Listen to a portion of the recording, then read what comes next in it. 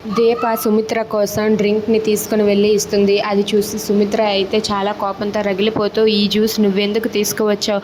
అసలు నిన్ను ఇక్కడికి రావద్దని అన్నాను కదా, నీ ముఖం కూడా చూపించద్దు అన్నాను కదా, నువ్వెందుకు ఇక్కడికి వచ్చావని చెప్పి అడుగుతూ ఉంటుంది. దాంతో అక్కడ ఉన్న దీప ఇలా అంటూ ఉంటుంది, పారిజాతం అమ్మగారే కదండి ఈ ఇంటి యజమానురాలికి జ్యూస్ తీసుకువెళ్ళి ఇమ్మన్నారు, అందుకే నేను మీకు తీసుకుని వచ్చాను అని చెప్పి అంటూ ఉంటుంది. అది వినగానే అక్కడ ఉన్న పారిజాతం ఒక్కసారిగా షాక్ అవుతుంది.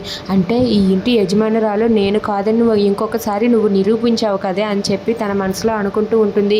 ఇక అక్కడ ఉన్న సుమిత్ర అయితే, నాకు జ్యూస్ ఇవ్వాలన్నా, నాకు సేవలు చేయాలన్నా, ఏం చేయాలన్నా పని వాళ్ళు ఏమీ రావనవసరం లేదు, నా కూతురు ఉంది, నా కూతురు చేస్తుంది అని చెప్పి సుమిత్ర అంటుంది. అది వినగానే దీప ఒక్కసారిగా షాక్ అయి చాలా బాధపడుతూ ఉంటుంది.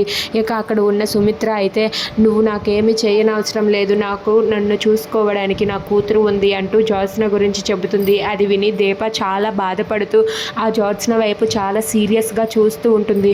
ఇక అక్కడ ఉన్న సుమిత్ర అయితే, పని వాళ్ళ ముఖం కూడా చూడే ఉద్దేశం నాకు లేదు, పనివాళ్ళు లాగానే ఉండండి అంటూ దీపని అంటుంది. అది విని జ్యోత్స్న పారిజాతం చాలా సంతోషిస్తారు.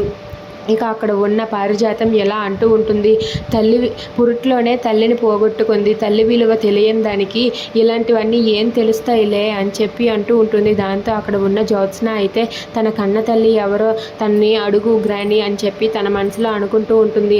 అయినా దీని బాధలు భరించలేకే ఆ తండ్రి కూడా చనిపోయాడు, తల్లి తండ్రి లేని అనాథ అని చెప్పి అంటుంది. అది వినగానే అక్కడ ఉన్న దీప అయితే, నేను తల్లి తండ్రి లేని అనాథను కాదు, మా అమ్మ నాన్న బ్రతికే ఉన్నారు అని చెప్పి అంటుంది. అది వినగానే అక్కడ ఉన్న జ్యోత్స్న పారిజాతం ఒక్కసారిగా షాక్ అయి అలా ఉండిపోతారు.